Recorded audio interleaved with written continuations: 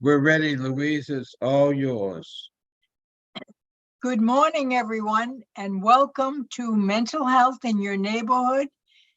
And welcome to join me with Pastor Bruce Wall this morning. Good morning, Pastor. Good morning, young lady. How are you doing today? I'm doing fine. How about you? I'm doing well now that the active shooters event is over, and I can rest just a little bit until the next event that you make me set up here at the church. Well, I must admit that on Sunday, even though you did not preach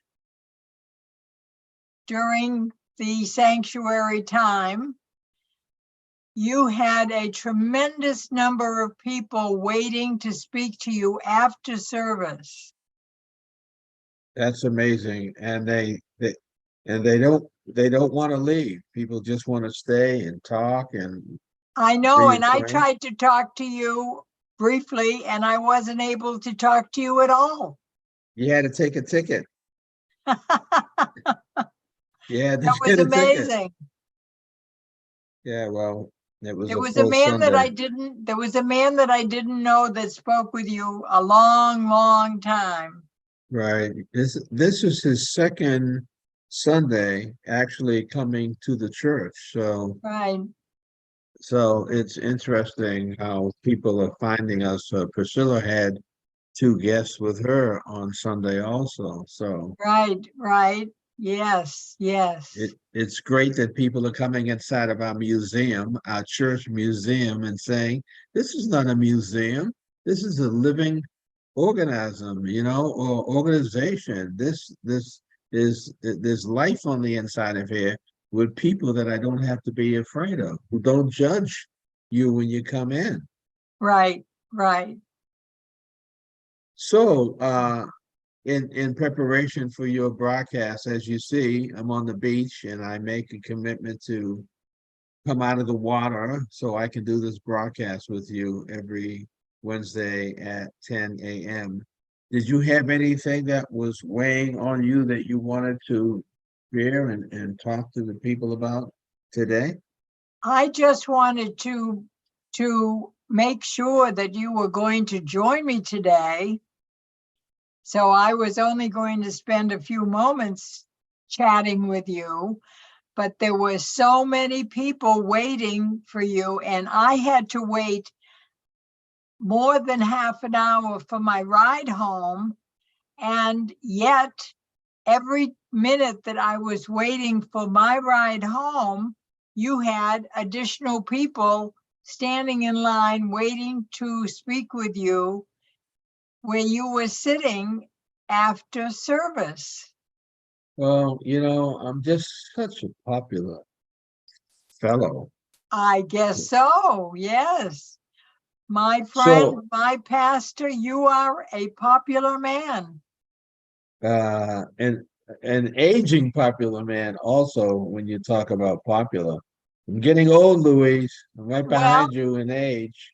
you are behind me in age. You're younger than I am, but you're doing well. You're doing very well. And I know that Pastor Karen wasn't able to come. Right. She was recovering from what she did on Saturday, which was have that. What was it? She had a car wash, which continued for the entire time that we were in the building. They were outside washing cars. Isn't that amazing? I passed her as I came up the ramp. Right. I thought you were going to end up. Uh, I thought you were going to end up swimming. I had gone out a couple times to see if I could help you get by. There was a lot of water that was going actually down the entranceway that you would have walked up because you couldn't come into the church via the handicap ramp door. Although by the way, how did you get into the church? That is, I came up the ramp. Oh, you did come up the ramp. Yes, because I was pushing my walker. Oh, okay. Well, I cleaned that off because I thought that they had rags, they had soap, they had so many things all in that area. Nobody was thinking about you coming up that. But we got it all set, and you came in, you sat down, you had your two guests with you, and that was also great. Um, Yes, um, Chuck came with me. right, He and I did a lot of gun teaching for many years. right.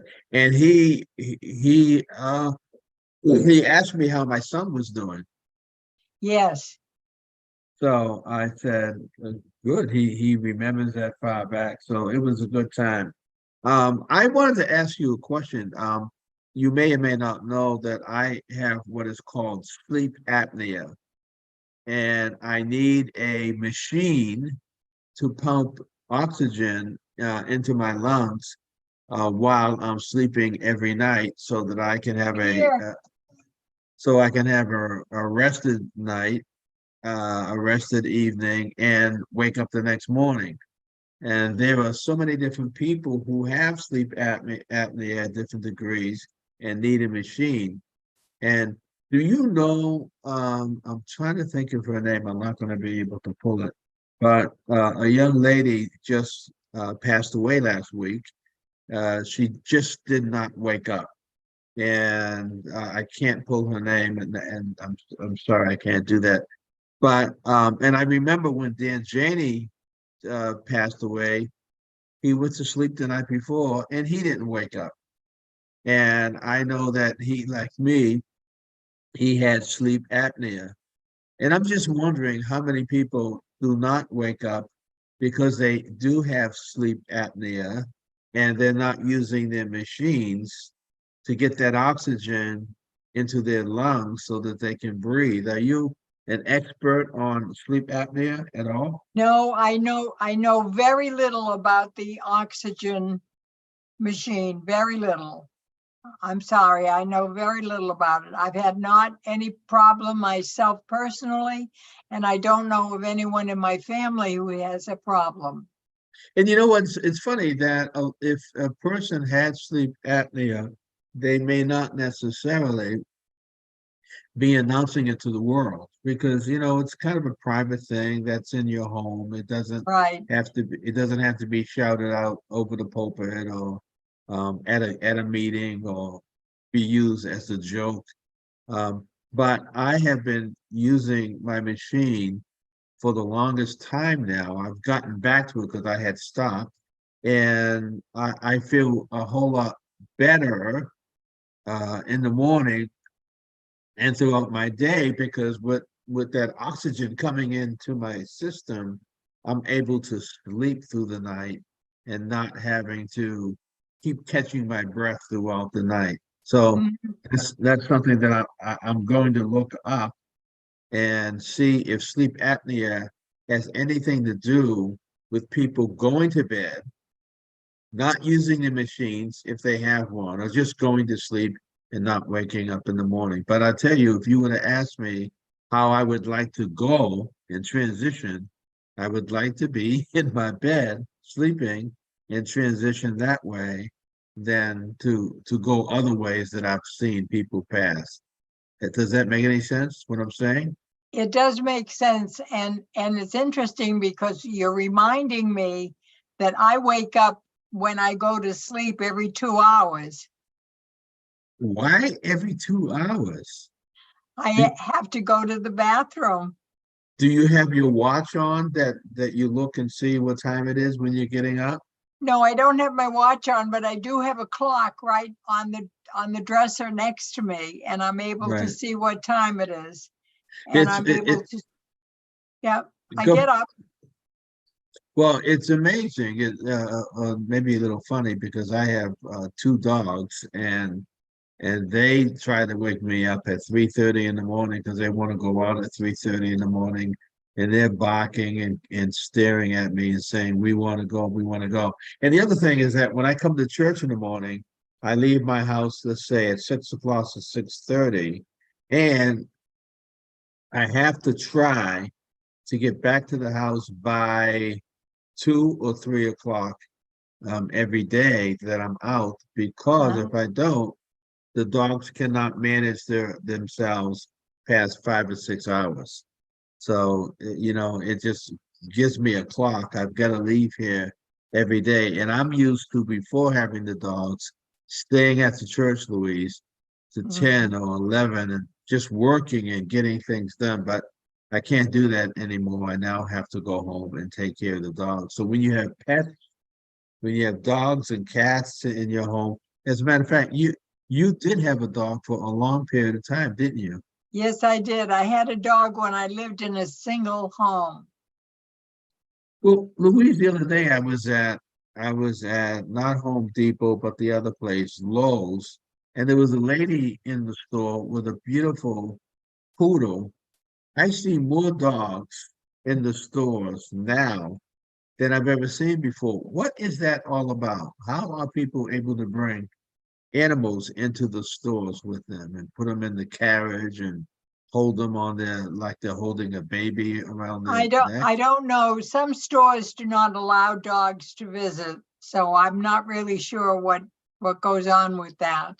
Yeah, But but aren't they called? when I had my dog, I did not bring him to the store. But aren't they called comfort comfort dogs? The people have to have their dogs with them, and the dog has a covering on his side saying, "I'm a comfort dog," or "I'm a special kind of a dog that's trained Mhm. to give people the confidence and the comfort that they need." Yes, we've done that in the condo where I live.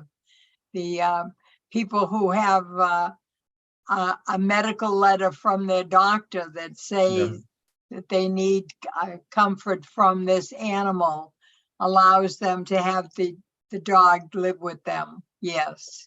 Right. So the dog lives with them because in your condo, dogs, animals are not usually accepted. Right. Just to And have a pet is not an accepting opportunity for people. right. And so, but when people have these comfort dogs, or you use the term comfort, that they can take these dogs into the stores now Uh-huh. and walk. Have you seen that? Yes, I have. Yes. So does that do you think about that and say, gee, why do you ask a question of yourself? Why is that dog walking around the store? Or do you No, understand no, why? I don't. I don't because I don't feel that it's my responsibility to ask a question about someone else's dog. So when you talk about mental health in your neighborhood, if we were to delve into this with a psychiatrist or a psychologist, I would like to know what's going on in our society that people need a comfort animal in order for them to function.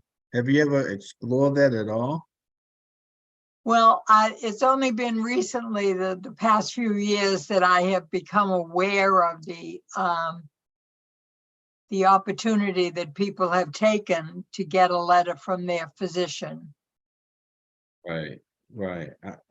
I would like to, I'm typing it down right now. I would like to comfort dogs. I would like to explore that because I find that to be very fascinating. Mhm. Because it's my understanding that these dogs have to be trained.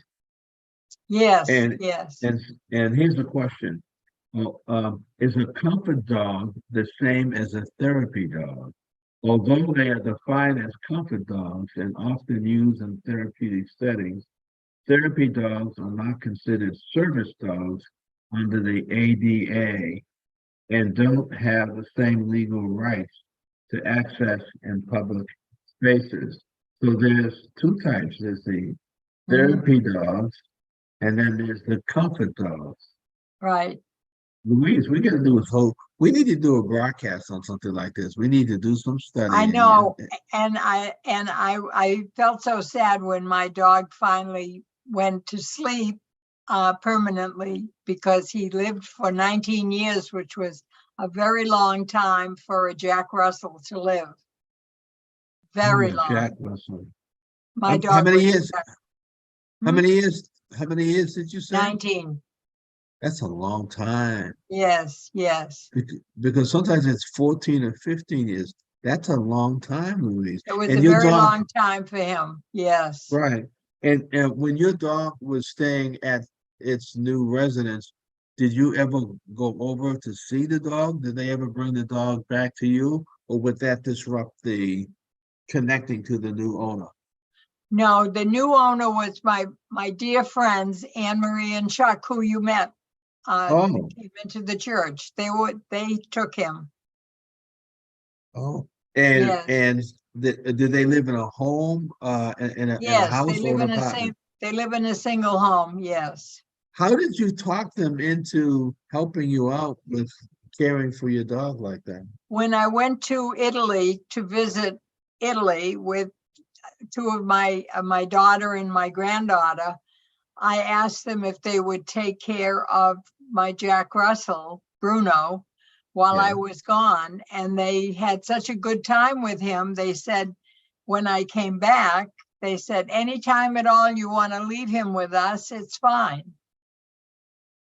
Oh, so that dog must have been, being a small dog though, smaller dogs have a tremendous amount of energy, don't they? Yes, he had a lot of energy and he didn't have a lot of fur that was falling all on the floor or on the rug or on the sofa. So did you take your dog out for walks often? Every day. Yes. Every, how long were you out there walking? Oh, just I walked around the neighborhood, and then I brought him back and put him on a leash in the yard. We had a huge yard that was the size of a whole space for another house, Wow, and he was able to run through that whole yard. wow, wow. Um, I have to confess that when I come home, I am a little weary and I don't want to go for a walk with the dog. I don't want to go out. I don't want to walk around.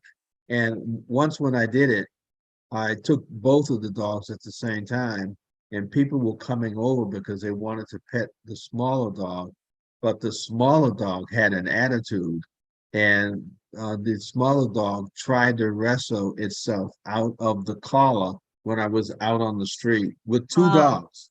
And I finally grabbed the dog and brought them back home and said, walking them both at the same time is not the best thing to do because the younger one has mm, the smaller one has anxiety, and mm, but when people approach it, we could have a serious problem. So right. your dog was not technically a comfort dog, but it did provide you emotional support or love. You really cared for your dog. Absolutely. Yes, yes. Have you And I called my father, who was living in Florida, and I okay. asked his permission to use his Italian first name for my dog.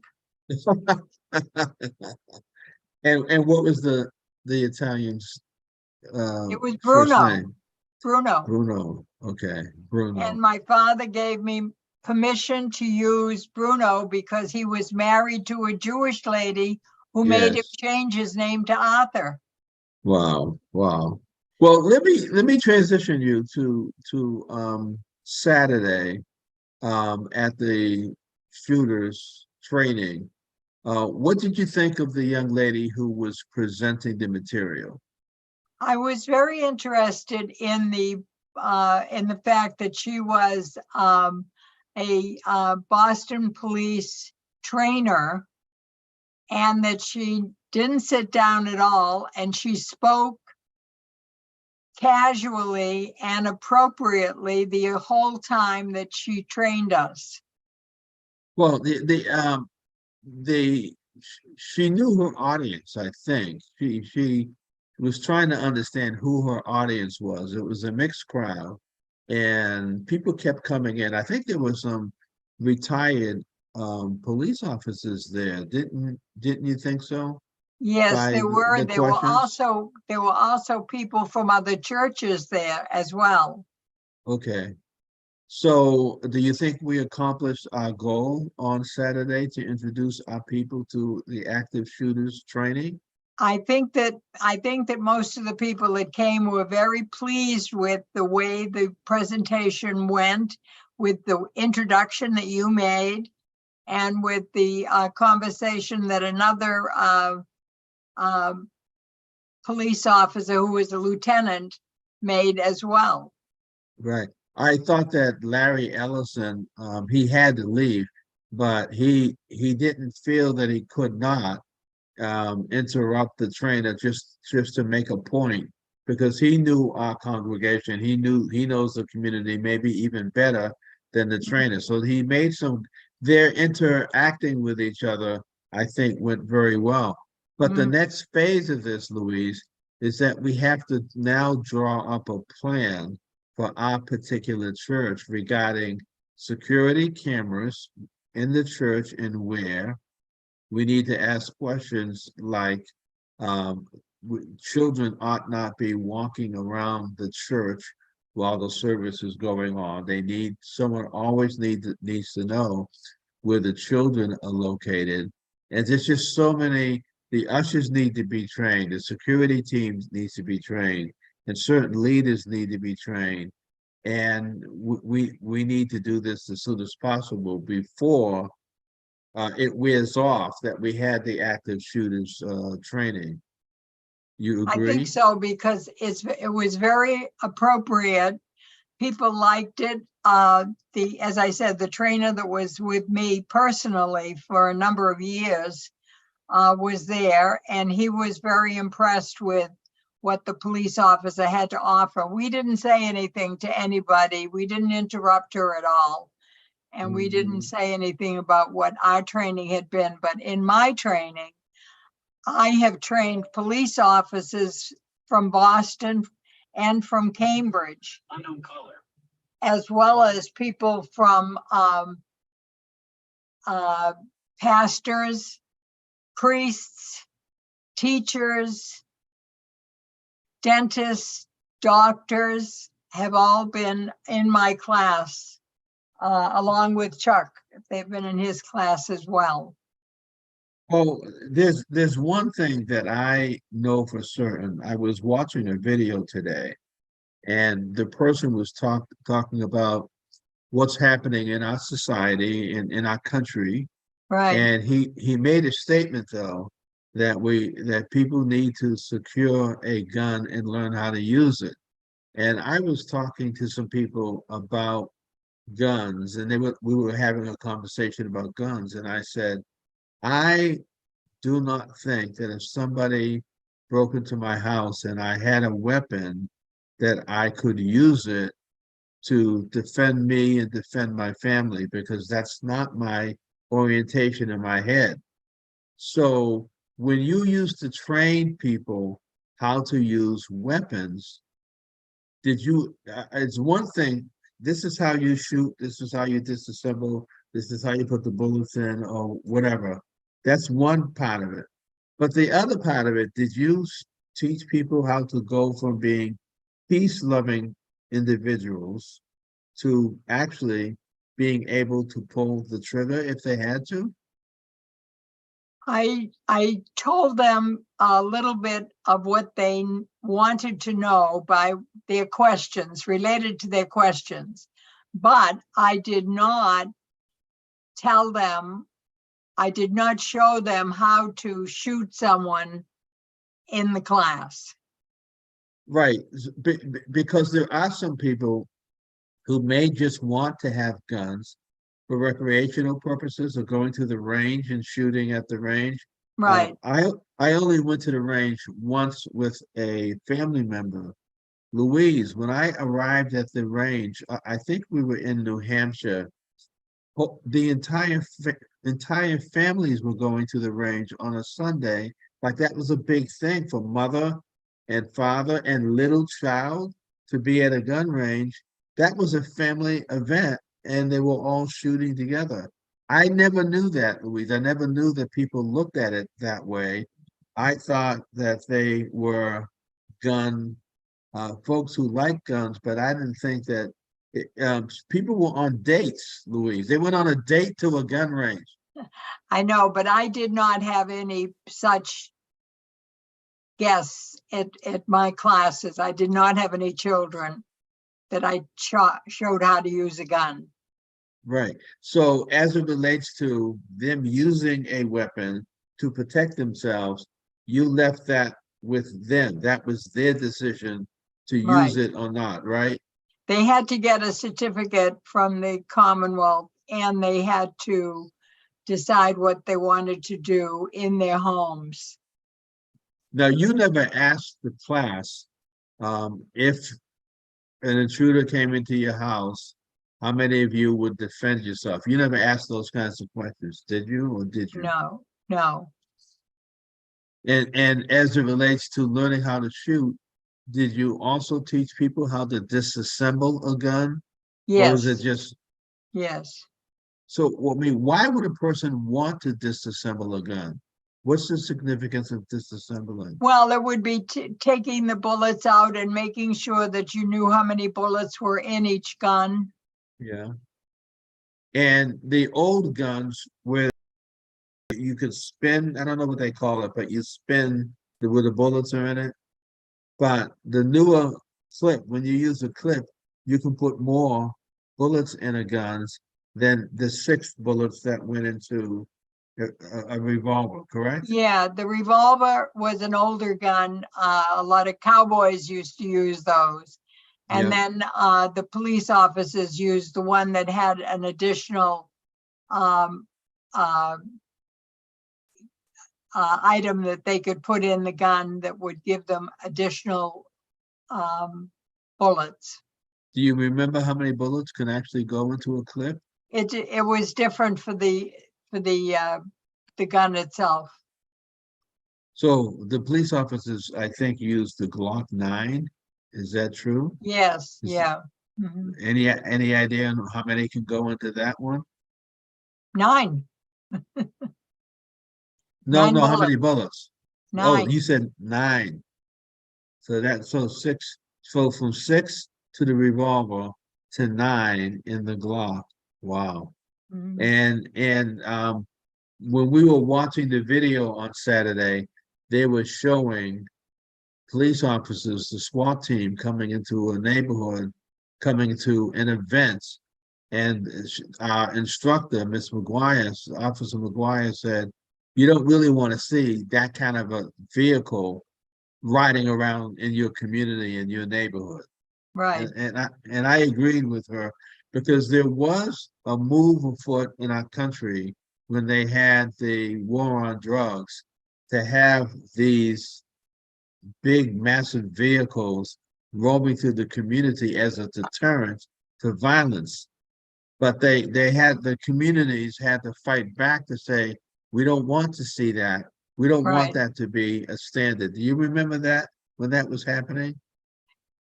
No, not real. There were specific things happening for Boston because the class that I was teaching was out of Boston.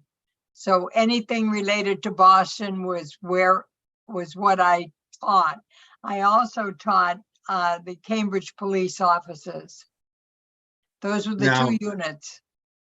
now I don't know if you know this, but and I won't divulge too much, but Richard Scott, who teaches our karate class here at the church, he's had students who would train um, at the academy, the Boston Police Academy. Right. I think that that's a tremendous amount of respect for Richard that he's training these young people and they ended up working at the academy and training officers. That's a tremendous compliment to the Mm, effectiveness of Richard Scott's over yeah. 40 years of training people. Yeah. Well, Richard had a specific history and personal experience in his life. that he was willing to share. And he actually trained in two churches, 12th Baptist and now at Global Ministries Christian Church. Right. And I think when COVID came, it shut down the gun ranges and it shut down a lot of the studios where people were being trained in martial arts. And so it's all coming back and coming back very, very slowly. Mhm. Do you ever desire to ever train again? Has that ever been a thought in your mind? Or have you ever thought about going to the range and shooting just recreationally? I do go to the range in New Mexico because that's where my daughter and son-in-law have Okay. their own shooting range. They And have this. Wait. They have their range? Their yes, range?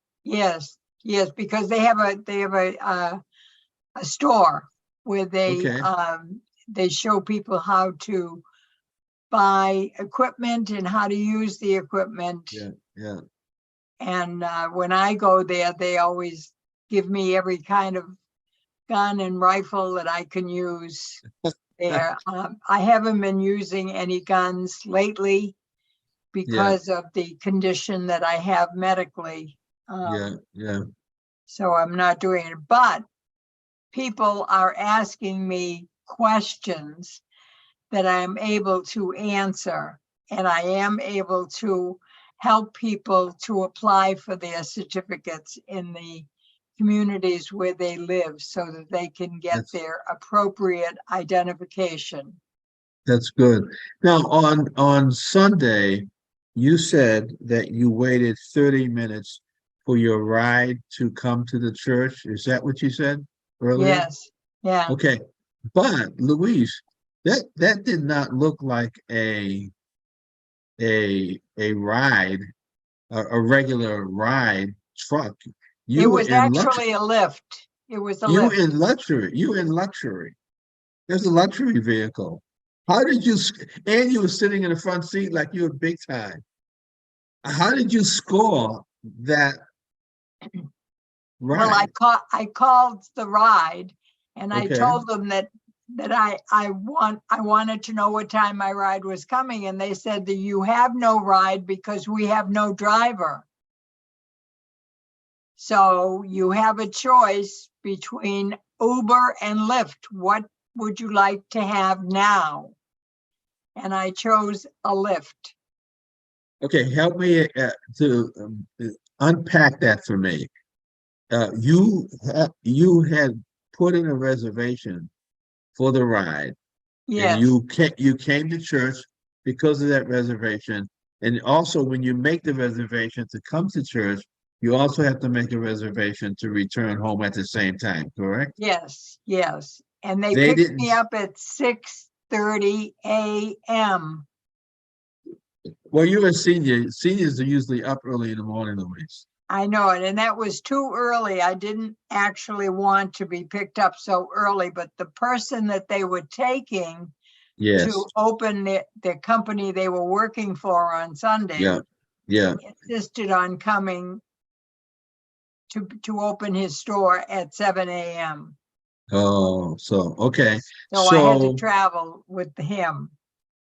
well, you knew that you had a ride to go home because you make the reservation to be picked up and then at the church and your house at the same time, correct? No, that particular day, I did not know that I had a ride because when I called, Yeah, because I waited after Pastor Hobbs finished the service and I yeah. called to find out what time they were picking me up. They said they were not picking me up.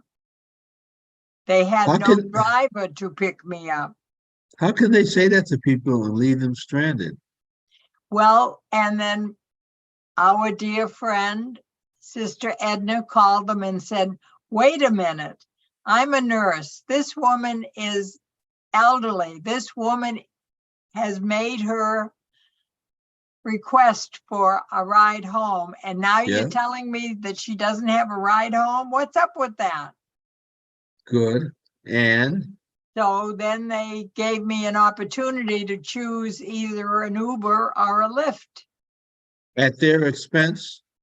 Yes, at their expense. I didn't have to pay it. Okay, but if Edna had not pushed it, you wouldn't have had a ride? I might have been sitting there even longer. Who knows?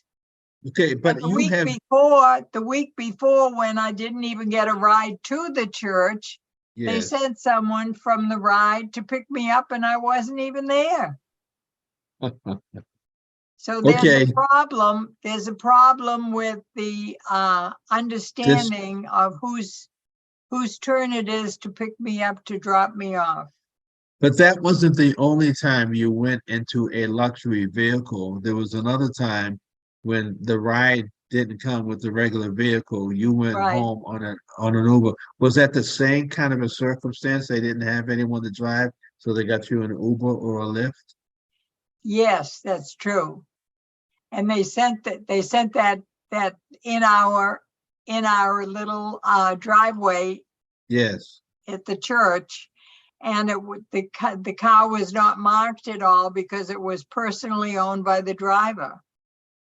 Well, now you know that if they mess up on their side, you should be able to push them to get an Uber or a Lyft to take you home. You should be able to do that Absolutely. now. Yes, yes, you are correct. Now, did Frank take the ride to come to church on Sunday? Because he was He here. did. He took the ride to come, and he was waiting to get a ride home, and he tried to see if they would take me home as well, and he said no, they had to just take him.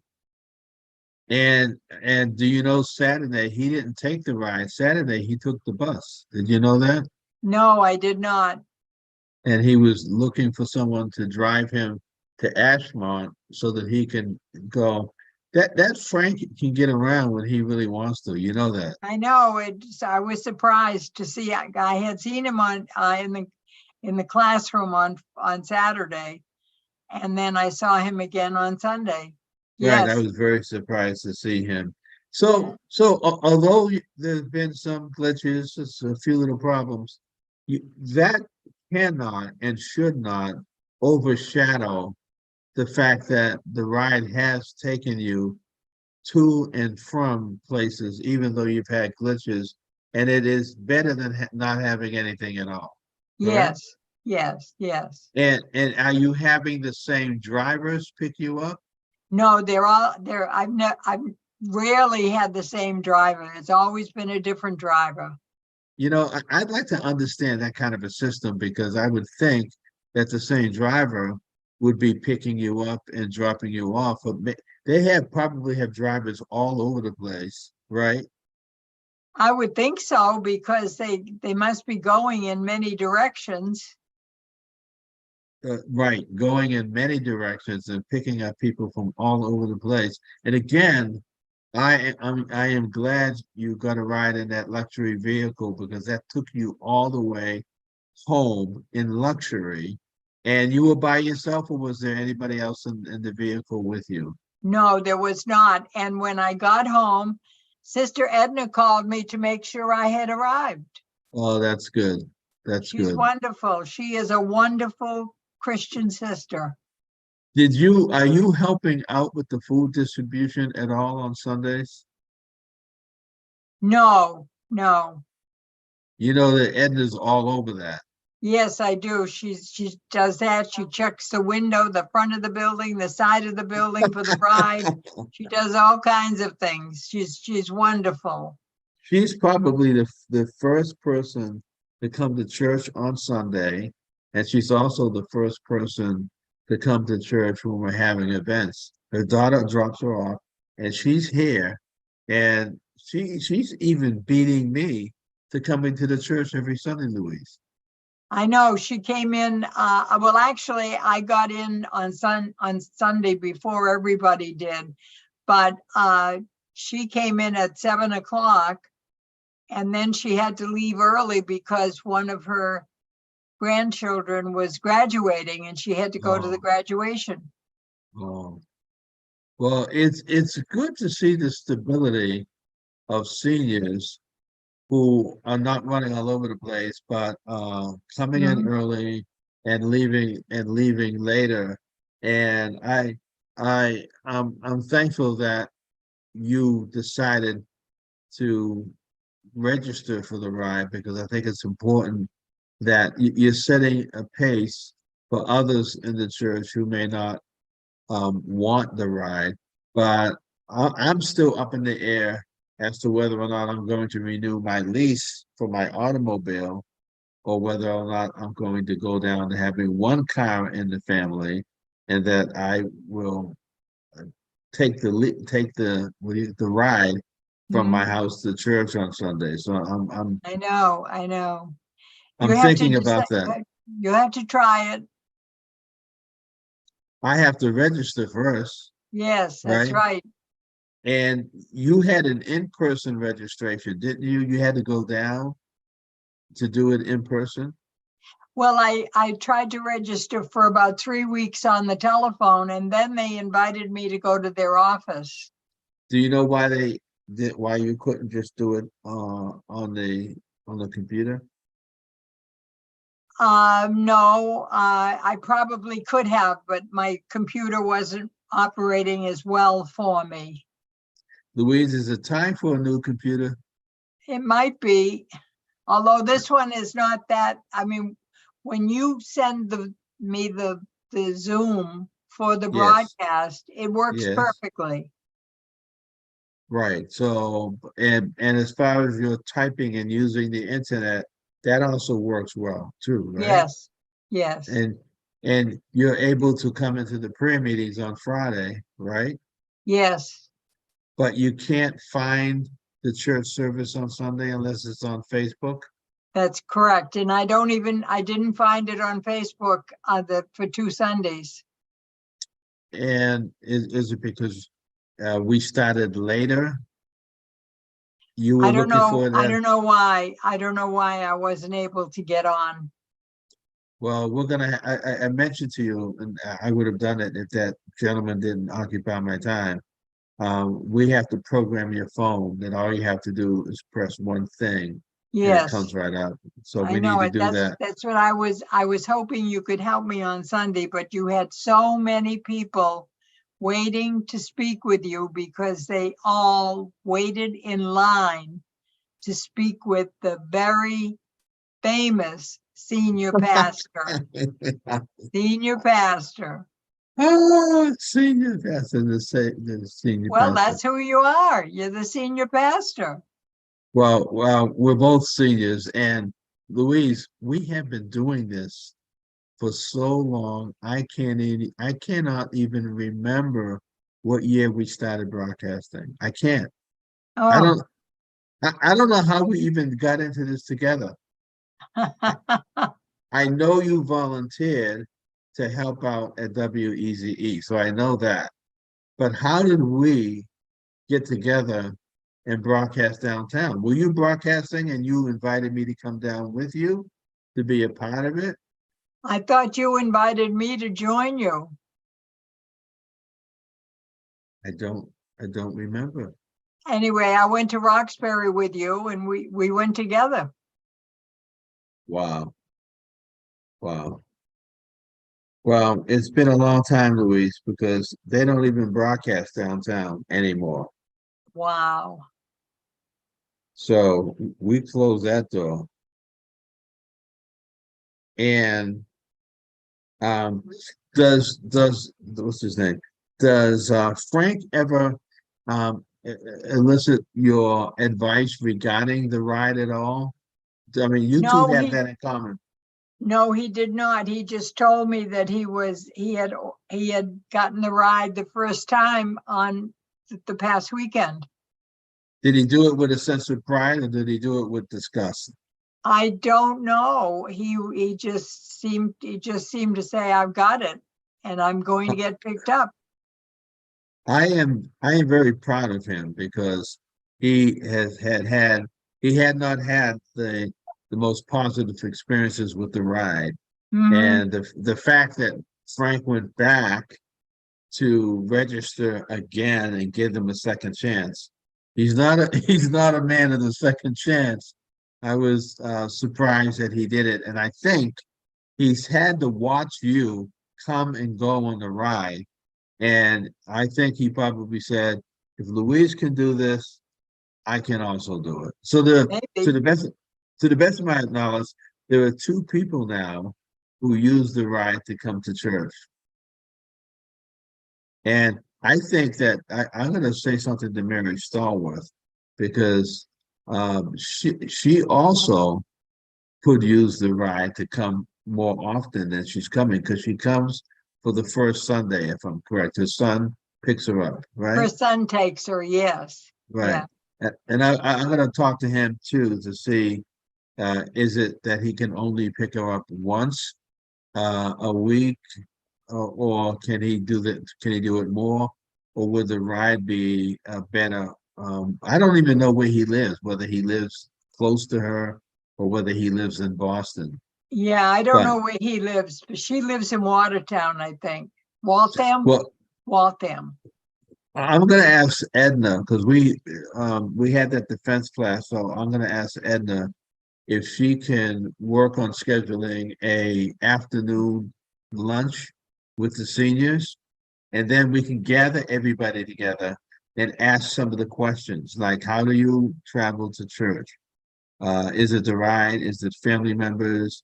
Do you take groceries from the church home? There are a lot of questions that we need to be asking each Right, other right. to see what the needs are. Like Mary Stallworth, would you like to come more regularly? Do you watch it at your house when you can't come here? So we need to set up some survey questions and see if we could ask our seniors because um, Yes, we do have an active little group. Betty, Sister Betty, is also a part of our club. So I wish yes. I wish he could have come to the senior defense class. I wish she could have come to that, but I'm sure that it could have been a little bit too much for her. Well, Miss Louise, we have about 10 minutes left, and I'm trying to think of, is there anything that was on my heart, on my mind? I don't want to leave without making sure I've covered everything. How many seniors do we have in the church, Louise? I am not sure, except that I know I'm the oldest senior member of the church. Okay, so Louise, Wall, Edna, Mary, Carol, Frank, that's five, six. Is there anybody else? Six. Oh, Miss Betty, eight. Betty, yeah, Betty's important. Yeah. She's eight, eight. I think eight seniors. No, there are more sitting in the Yeah, back. yeah. The new young lady Dalton, Dalton comes occasionally. okay, all right. And the young lady that says Catherine, somebody sits in the back there. She's new. She had a patch over her eye a couple Sundays.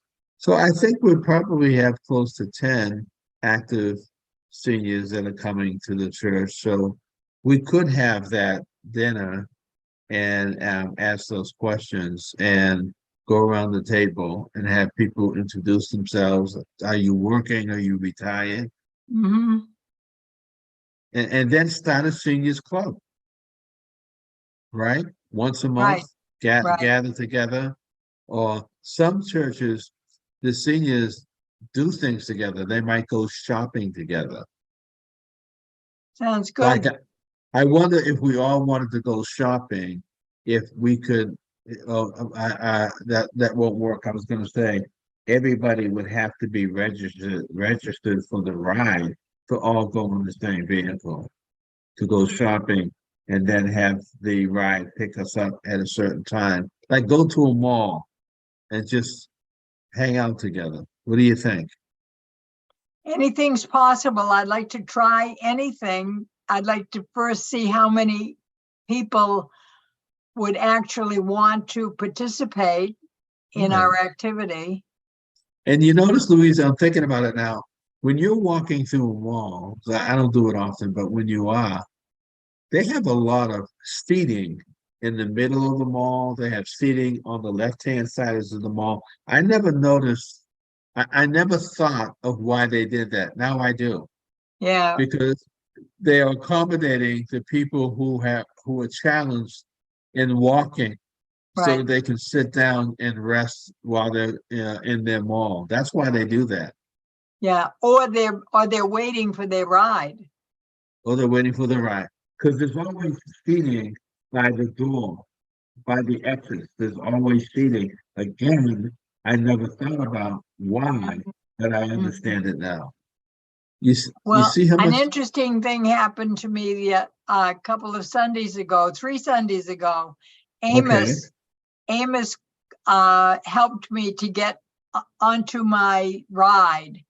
And when okay, I got on, the woman that was on the ride said, "Do you know that man that helped you get on the ride?" And I said, "Yes, I've known him for many years. He's my yeah, Christian brother."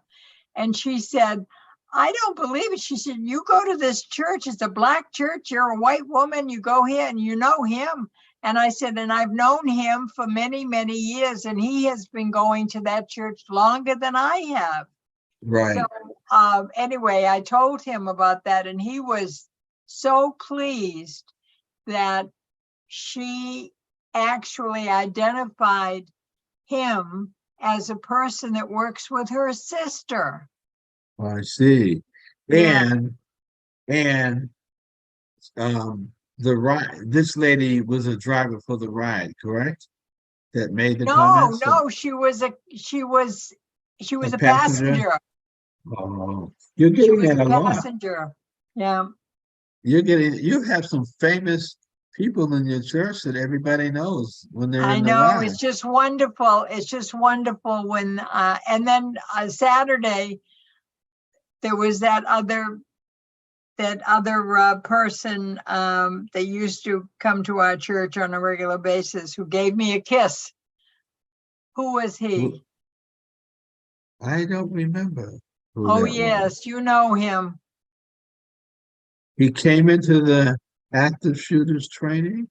Yes, and he walked over to me and gave me a kiss on my cheek. Did he call you Louise? Yes, of course.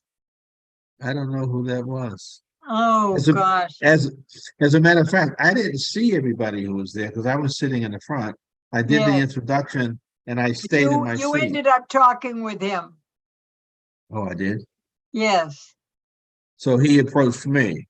Yes, he approached you after he greeted me. Yes. Oh, I don't recall who that was, but you don't remember his name, huh? I've forgotten it at the moment. Well, well, my friend, you have 2 minutes to go. Okay. Any final thoughts you want to share? Well, I just think that it's always wonderful to share the broadcast time with you, because even though people don't call us, they tell me about what they heard us talk about when I see them on Sunday or when I see them someplace else in the community or on Friday night prayer. Well, two things that we ought to consider. Number one, people cannot call the studio like they did when we used to be in the studio together. They can't Mhm. call because I can't transfer the call to Zoom. So, that won't happen. But Okay. what we could do is give it, this would be interesting to give the address to some of our seniors and ask them if they want to join us to be a part of our broadcast. They could come in and talk with us. What do Mhm. you think about that idea? I think anything is worth an idea to try. Because Edna knows how to get on Zoom, so that would be easy for her. It would be Yes. nice to get Carol on and have her participate and be a part of Right. this with us. Right. and it would expand our conversation, and they would pull it in their direction, and we're pulling in our direction. But I think it might be good to be able to add more diversity into this broadcast community. So let's talk to some of our seniors and see if they'd like to join us. Absolutely. That would be wonderful. Okay, let me just make sure your music is coming on. Because you have Steve.